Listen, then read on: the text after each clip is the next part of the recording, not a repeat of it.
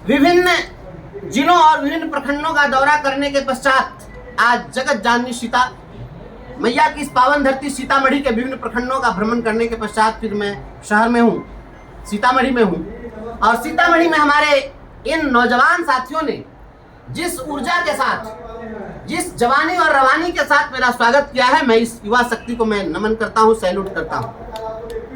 और मैं यह कहना चाहता हूँ, जब मैं इन नौजवानों को देखता हूँ तो मेरे मन में यह ख्याल आता है, यह विश्वास आता है कि अगर कहीं आग लग जाए और आपको यह विश्वास हो जाए कि आग जानबूझकर लगाई गई है, तो विश्वास करिए आग लगाने वाला कोई नौजवान होगा।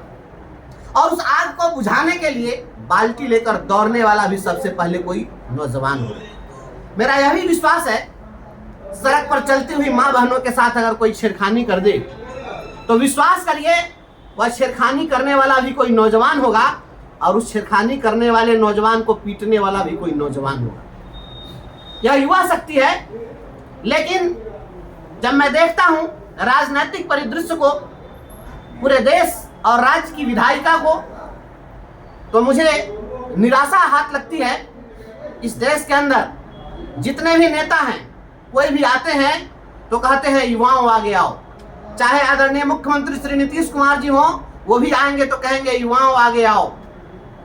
मोदी जी आएंगे वो भी कहेंगे युवाओं आगे आओ। राहुल गांधी जी आएंगे वो भी कहेंगे युवाओं आगे आओ, छात्रों आगे आओ, नौजवानों आगे आओ। और चुनाव जीतने के बाद युवाओं पीछे जाओ, क्योंकि राजनीति की अगली पंक्ति में युवाओं को बैठने की जगह देने के लिए ये लोग तैयार नहीं है। इन नौजवानों के सत्ता को, उनकी ताकत को, उनके उस जुझारूपन को स्वीकार करने के लिए यह बुजुर्ग पीढ़ी तैयार नहीं है। और इसी का नतीजा है कि इस देश के अंदर में सभी के लिए नीति बनी, मजदूरों के लिए नीतियां बनती है, इस देश के अंदर बुजुर्गों के लिए नीतियां बनाई जाती है, किसानों के लिए नीतियां बनाई जाती है, कर्मचारियों के लिए नीतियां बनाई जाती है। लेकिन आज तक इस देश के पास कोई युवा नीति नहीं। और जिस देश के अंदर कोई युवा नीति नहीं हो, वह देश दिशाहीन ही रहेगा। जब तक युवाओं को सही दिशा नहीं दी जाएगी, तब तक वह देश, वह राज्य दिशाहीन ही रहेगा। और तलवारों की धारों पर इतिहास हमारा चलता है, जिस ओर जवानी चलती है उस ओर जमाना चलता है। इसलिए इन युवाओं को नई दिशा देने की आवश्यकता है। हम इन नौजवानों को लेकर संघर्ष करना चाहते हैं। और फिर से हम चाहते हैं, जिस प्रकार जेपी के आंदोलन ने इंदिरा की मगरूर सत्ता को हिलाकर रख दिया था, उसी प्रकार फिर से नौजवानों की इस ताकत से ये दंभी सरकार और कथित सुशासन की सरकार की नींद को हम लोग तोड़ने का काम करेंगे। और तिरहुत स्नातक निर्वाचन क्षेत्र में जो यह चुनाव हो रहा है, यह चुनाव अन्य प्रत्याशियों के लिए चुनाव हो सकता है, हम लोगों के लिए चुनाव नहीं है। यह हम लोगों के लिए आंदोलन है, युवाओं का आंदोलन है। आज पूरे विश्व में एकमात्र डिग्री है स्नातक की डिग्री, जिस डिग्री के साथ प्रतिष्ठा जैसा शब्द जुड़ा हुआ। स्नातक प्रतिष्ठा एकमात्र डिग्री है जिसे यूनिवर्सिटी अवार्ड करके और घोषित करती है कि आप प्रतिष्ठित हो गए। लेकिन यह कैसी प्रतिष्ठा की डिग्री है कि आप एक ओर अवार्ड करते हैं कि आप प्रतिष्ठित हैं, और दूसरी ओर उस नौजवान के प्रतिष्ठापूर्ण जीवन जीने की जब व्यवस्था नहीं होती है तो वह तमंचा लेकर सड़कों पर अपराध करने के लिए मजबूर होता है।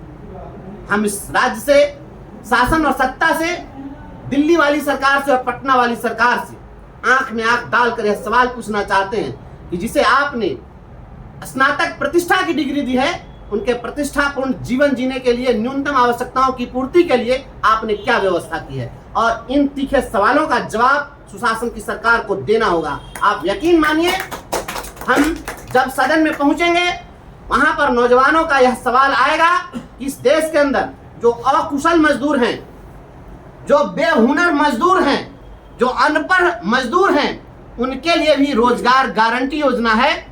और नौजवानों के लिए बेरोजगारी भत्ता की बात करके लोग अपने आप को बहुत गर्वान्वित महसूस करते हैं। यह कितना दुर्भाग्य है। अकुशल मजदूरों के लिए, अनपढ़ गंवार लोगों के लिए रोजगार की गारंटी होगी और स्नातक प्रतिष्ठित लोगों के लिए बेरोजगारी भत्ता की बात होगी। इतनी हास्यास्पद बात कुछ हो नहीं सकती है। ये शासन और सत्ता, इन नौजवानों की ताकत को पहचानिए और इस देश के अंदर में, केवल बिहार की ही मैं बात नहीं करता हूं, इस देश के अंदर में स्नातक रोजगार गारंटी योजना लागू करनी होगी आपको।